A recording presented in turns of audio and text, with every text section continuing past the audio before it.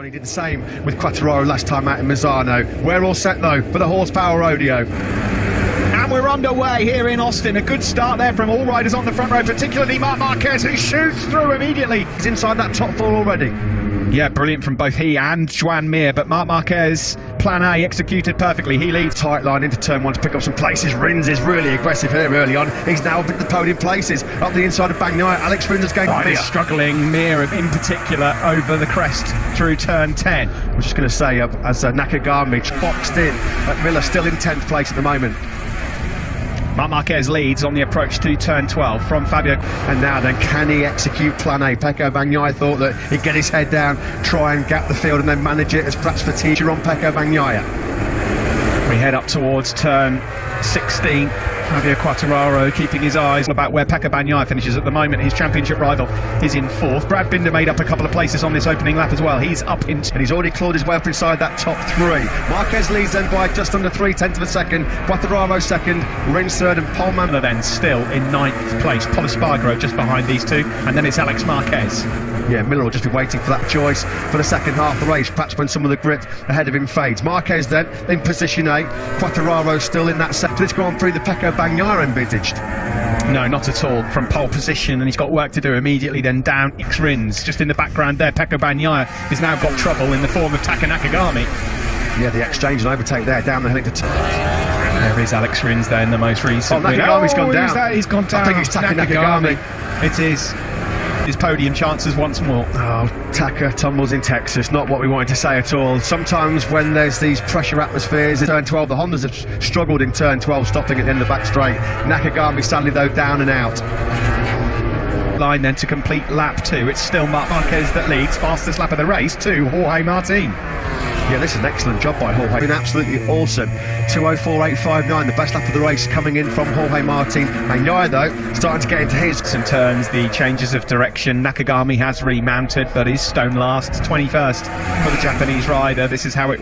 Which you would think in theory is going to give him the superior grip, the better grip towards the back end of this race. It should be more durability. Marc Marquez did say, look out for Jack Miller, 10th on the grid. That qualifying certainly did not give away exactly what the speed is. That's looking very good indeed, and a proper threat.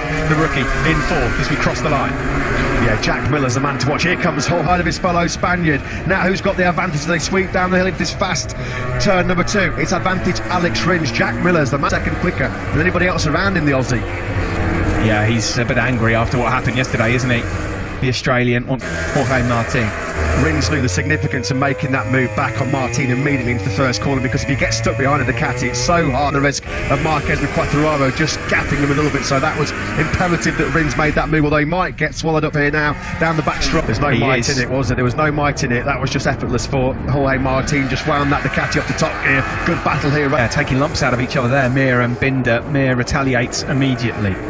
Here we go then, round turn 3rd. Around this stage of a race where Marc Marquez really starts to show his cards and pull away, but at the moment Quattararo at the front, Jack Miller in the 204s.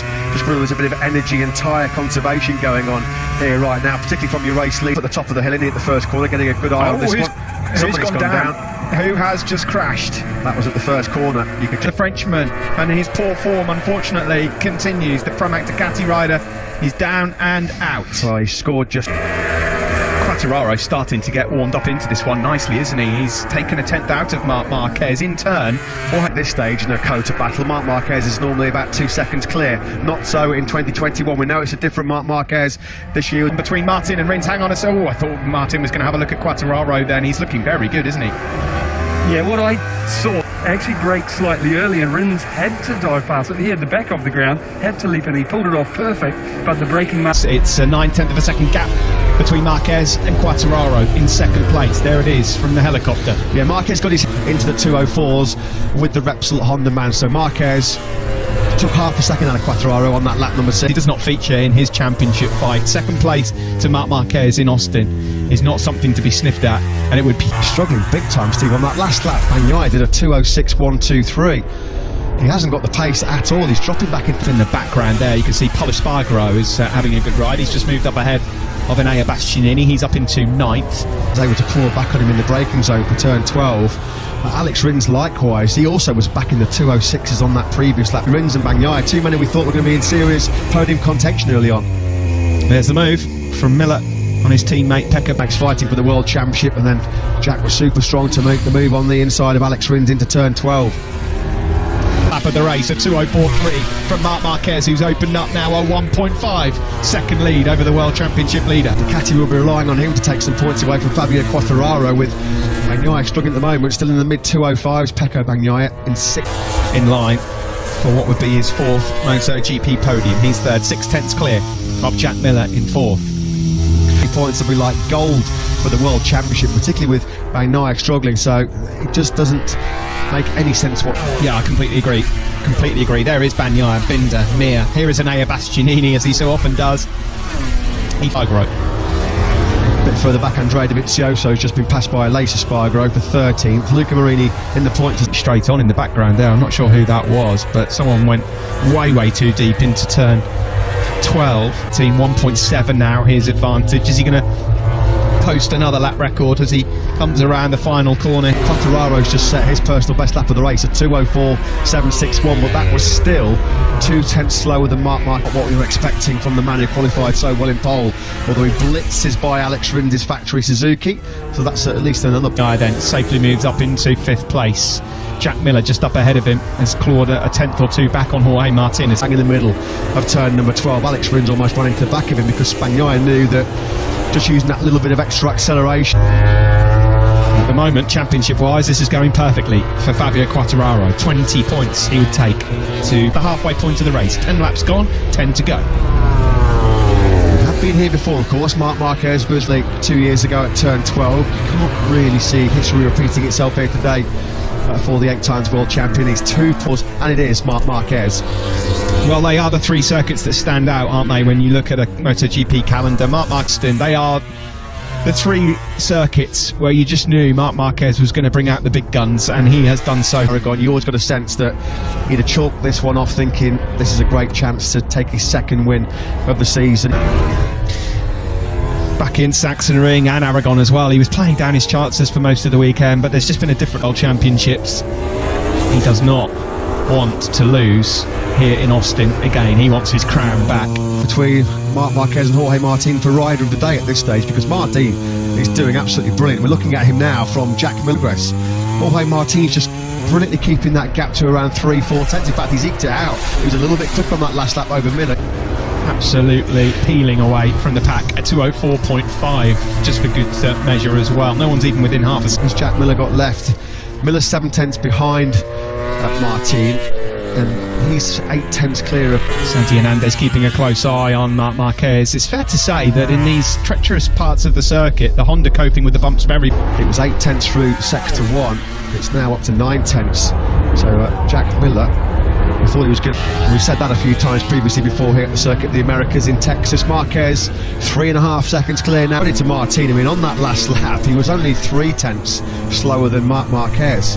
Martini didn't expect it from himself after you listened to his comments post-qualifying yesterday. 3 to go. Jack Miller clearly knew exactly who it was behind him in 2021. I wonder if Miller just knows he's struggling a bit. He knows exactly what Bagnaia needs. There was the round to go, that if he can help Pecco Bagnaia, then he will.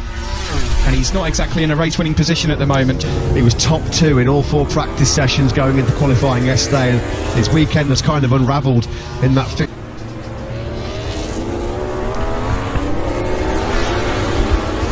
Miller then allowing Petride and did not succeed.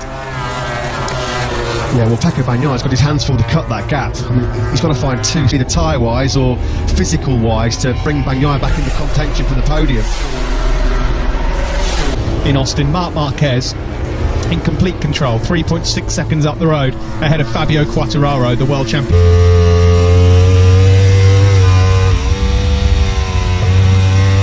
Quartararo here this year, he's done what he's failed to do in the past. He's remained consistent. He's made the bad days second. To go 3.5 seconds clear of Fabio Quartararo, who's then got a big buffer back to Jorge Martin. And be relieved that there's no 20 vital World Championship points. They'll feel like gold, won't they? Because this man's victory charge just hasn't materialised. Juan Mir Here we see Miller's pitboard, Bagnaia. Maybe that was the signal that he needed. He said if there was any chance for Pecco Bagnaia to reel Martin in, there was no sense in trying to further delay. Absolutely brilliant, showing the class of the rookie sensation, the Martinator. He's getting the pitboard there. 2 seconds he is, and Quartararo ahead of him. Quartararo himself only a tenth off Marquez in terms of his lap times. Pressure here from Alex Rins, big pressure, and he can't resist, although in a little bit hot. Alex Rins on the cutback. Miller should have him. They look to resist the Suzuki man behind him. Yeah, this is going to be tough to take for Jack Miller after how good he was looking. It's in 5th place finishes, and at the moment the speed that Rins and Mir have got, it looks like it might get a bit worse yet for the Australian. And Jack Miller, after an impressive charge through to 4th place, unfortunately that looks from Mir too. And here Bastianini, credit to the Italian on the 2-year-old Ducati's closing on the tail of Brad Binder. The first time Bagnaia was quicker than Jorge Martin, so the gap down to 1.8. 4 seconds now. Laps 6 and 7, they were the 2 crucial laps, successive fastest laps of the Grand Prix. That's when he made the crucial break from he knew as well, didn't he, that by putting that early pressure on Fabio Quartararo, it was unlikely that Quartararo was going to take any lockdown into championship mode. Simon, your thoughts and observations at this stage with 5 to go? Yeah, my thought there, T. Pretty much everyone out there, and it's also the stage of the race where it's easier to make a mistake. Point there, and there are going to be 1 or 2 that suffer. Keep your eyes on this battle between Martin and Bagnaia. Bagnaia on this lap has cut the poor start he made to the race. Yeah, we wonder whether Jorge Martin might tire and fatigue towards the end of this. Found it in a couple of big battles of late with his recovering body, but at the moment still resisting. 1 point, and you'll see now the gap 1.3 seconds back to Bagnaia, who's got time, 4 laps to go. What was the difference in lap time? Now Bastianini has made up a spot. He's gone past Brad Binder. He's into 8th, the Italian. Excellent work. Pressure now, and he's made a mistake, and the gap then comes right down to just a few tenths between himself and Bagnaia in the fight for 3rd. Definitely, Matt. I honestly can't believe that a rookie's turned up to probably the most physical, I'd say definitely the most, or he is extra suffering, because as a rookie you use less of the machine, you use more of your body to do the... Add insult to injury, he's been defending this 3rd place valiantly, but now he's got a long lap penalty and it's immaterial. Run off, whether he just tired and just didn't have the energy to change direction, or whether he just had a big bump and it takes him off the circuit. Oh, poor off. The cut, is it that if they get penalised for, it's for not losing enough time through that when you do cut it. Could well allow Rins and Miller to get by him as well. Pecco Bagnaia then limits the damage being done to him by the championship, but 4 points that he can ill afford to surrender to the Frenchman. As we're coming up now to the back end of this hostage over Fabio Quartararo. Yeah, it's been an outstanding ride from Marc Marquez, more than solid. He's got to take a long lap penalty. Rins is 5th, Miller 6th, Mir 7th, Giannini, who's lapping very well. Into turn number 5, and that's what's going to cost, unfortunately, Jorge Martin the podium. You could argue that he didn't really deserve. He's going to take his crown back here. There's 2 laps left. Further back, Bastianini is right on the tail of both Ducati. Super impressive again by Enea Bastianini. He started this race down in 16th place from Marc Marquez at the moment. There you can see in the background Bastianini. Another few laps, and he'd be careful because there'll be further penalties to come. That's the thing, isn't it? He could be losing more points here. Marquez has been imperious here. Pramac Ducati are keeping an eye on things, but he's not going to be getting on. Has been a one-man demolition job. It's been an exhibition like we've seen so many times here in Kota for Marc Marquez. 7, as we said, when he really got his head down, got that hammer down, and was able to break the gap to Fabio Quartararo to over a second. Quartararo looks like too many men more disappointed with the 3rd place than Pecco Bagnaia post-race. So often we've shown up here in Austin. For in his career, you can hear the American fans. They've appreciated this ride from Marc Marquez. It's been absolutely just the final sector left then for Marc Marquez now. In front of the grandstand, Alex Rins. A great effort from Jorge Martin. Doesn't really deserve that. No, what a race. What a race by Jorge Martin. 7 wins in 8 visits. The King of Kota is back on his throne. Captain America is Pecco Bagnaia in the end 3rd. Rins takes 4th ahead of Jorge Martin, who had to take a long lap penalty, and Bastianini does get 6th ahead of Last 25 races on American soil. An absolute masterclass by Marquez then here at the Circuit of the Americas in Austin. T9 Nicky Hayden flag being presented to Marc Marquez. Get the donuts ready as well for the podium. Sure, absolutely over the moon. Pecco Bagnaia, congratulations from him. He's on the podium again, but it's not the result that the Italian wanted. And Matt, as we go heading into the next round of MotoGP, let's go down into pit lane. Tetsuhiro Kawata is with Simon. He is. Kawata-san, please tell us your... very difficult subject for him, especially physically things. But he can control himself and also try to keep pushing to improve our team, our machine, everything. Then we go back to this position. Then this was the challenge between Mir and Miller. They make contact, and Bastianini's obviously just going to sweep on through. Yeah, there he goes. Let's have a look at it from Miller. Yeah, Jack Miller's not going to appreciate that one, is he, at all? I mean, Mir says that with the Suzuki, its performance like it is for that one, there might be a penalty coming the way of Joan Mir after that one. Jack Miller celebrations and the headlines that he regains his title here in front of his grandstand as well, and his fans that have travelled to come and see him. They've waited lead here a couple of years ago. He is back though where he'll feel he belongs, on the top step of the podium in Austin, the virtual fan wall in Austin, Texas, and he gets to scoff the donut as well. Brilliant stuff. Brilliant.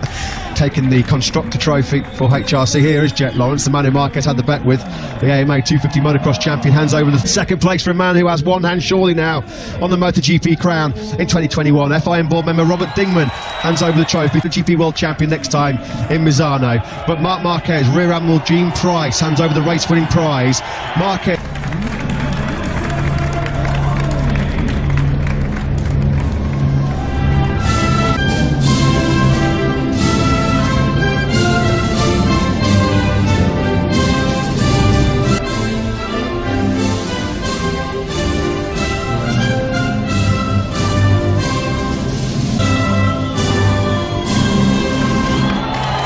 It's 7 up in Austin for Marc. 100 podiums in the Premier class now as well. You wouldn't put it past that number going up at the end of the year. Jenny Anderson's just been absolutely soaked. It was brilliant by this man, Marc Marquez.